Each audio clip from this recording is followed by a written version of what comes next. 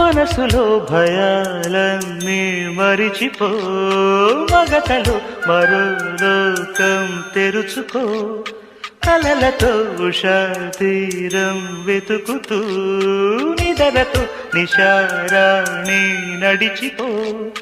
చిటికలోన చిక్కబడ్డ కటిక చీకటి కరిగిపోక తప్పదమ్మ ఉదయ కాంతికి.